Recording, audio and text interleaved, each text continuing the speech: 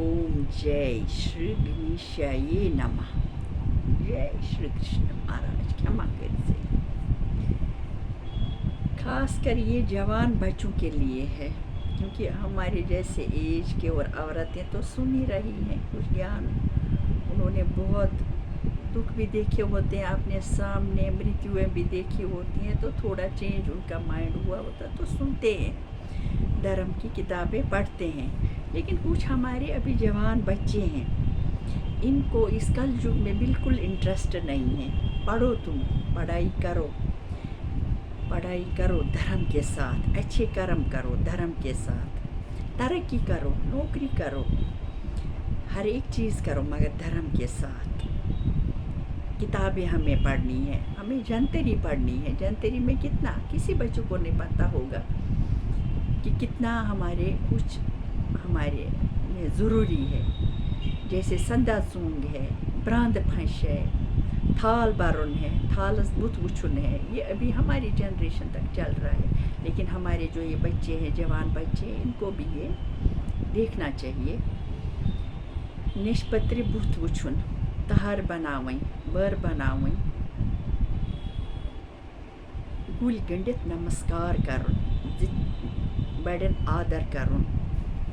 ये बहुत सी अच्छी बातें लिखी हैं उसने। बड़ों की इज्जत करना है, माना है। हम इसमें अगर हम ये नहीं बच्चों को समझाएंगे तो देखो, हमारे सामने हमारे बुजुर्ग भागवत कथा पढ़ते थे, गीता पढ़ते थे, रामायण लिखते थे, पढ़ते थे, जंतरियाँ पढ़ते थे, तभी हमें इतना नॉलेज है कि हम भी पढ़ रहे हैं, कुछ न कुछ कर रहे हैं। लेकिन आजकल की न्यू जनरेशन जो है, सिर्फ पैसा कमाना।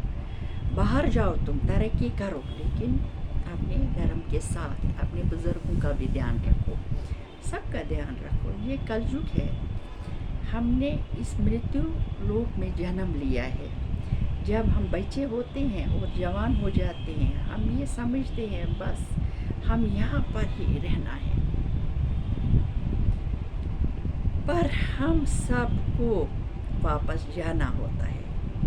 बचपन में हम से कुछ पाप भी होते हैं, हम झूठ भी बोलते हैं, कुछ गलतियाँ भी होती हैं जो हमें समझ नहीं होती है। पर जिस दिन से ज्ञान आए, उसी दिन से पश्चाताप करके अच्छे कर्म करने शुरू करो।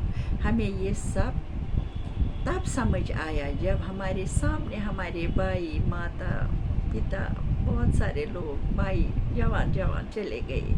एक साल में दो भाई गए, बहुत दुख हुआ। भाभियाँ गई कि हम ये देख के हमें लगा कि हमें भी वापस जाना है। इसलिए अच्छे कर्म करो, इस लोक में आए हो, अच्छे कर्म करो।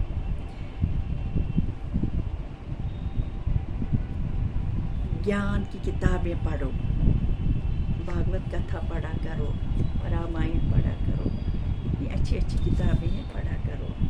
सबसे पहले तुम जंतरी के ऊपर विश्वास रखो, उसमें जो शास्त्री जी ने अच्छी बातें लिखी है, हम वो भी नहीं करते हैं।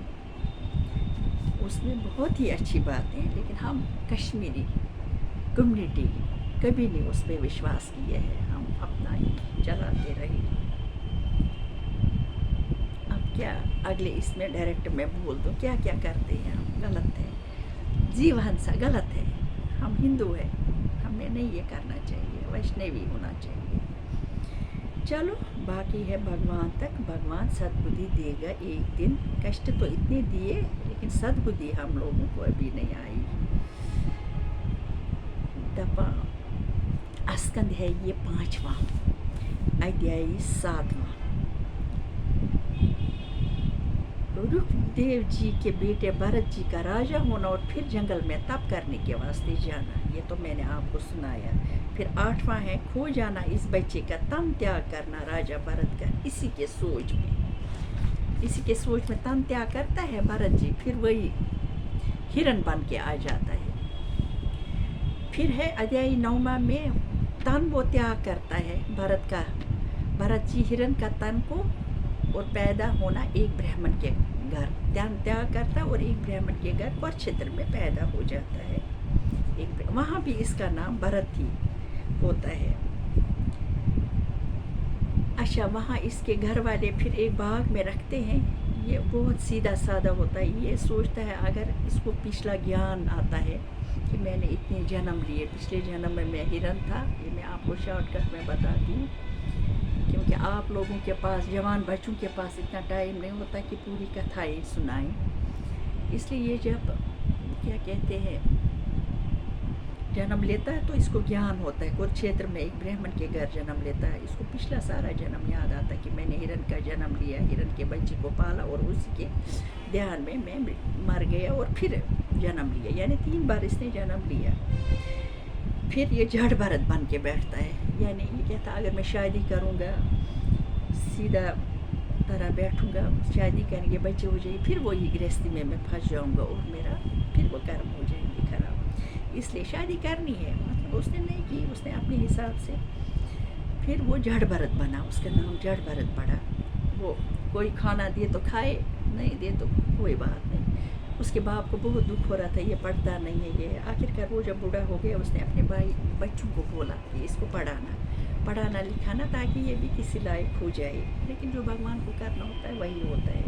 ये किसी की बात नहीं मानता है। आखिरकार इसको अपने भाई लोग छोड़ते हैं एक बाग में रखवाली के लिए।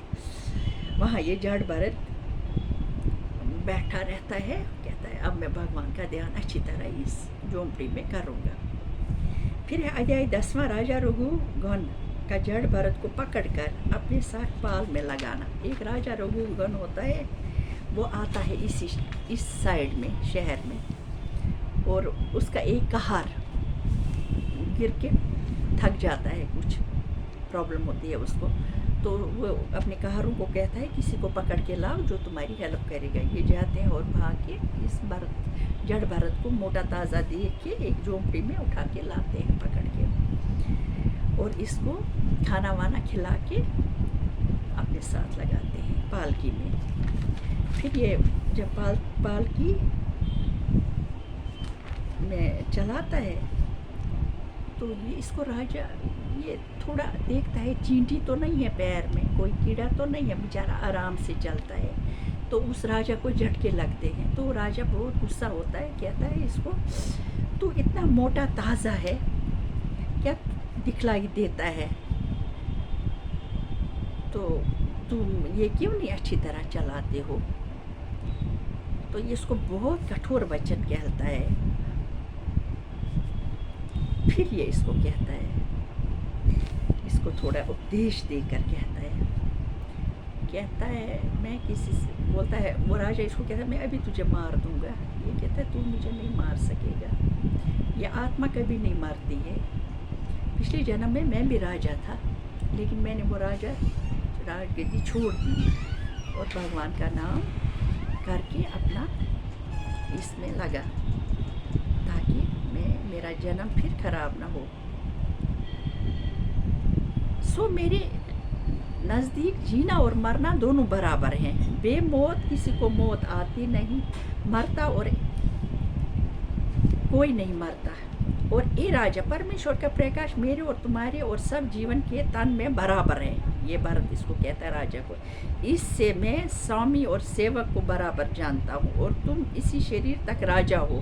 मर जाने के बाद तुम और हम दोनों बराबर हो जाएंगे। इसलिए तुमको ये सामर्थ्य नहीं है कि जो आत्मा अविनाशी पुरुष को दुख दे सके। इस झूठी काया को जो चाहो सो दंड दो। दुख और खुशी और रंज शरीर को होता है, और परमात्मा शरीर में अलग रहकर दुख और सुख से कुछ काम नहीं रखता। ये इसको बोलता है। ये सुनकर जब राजा को ज्ञान प्राप्त हुआ था, वो पालकी से उतर पड़ा और जड़ भरत को दंडवत करके बोला कि ए महाराज, मैंने संसारी जाल में फंसे रहने से तुमको नहीं पहचाना। सच बताओ, तुम कोई ऋषिशर या महापुरुष का अवतार होकर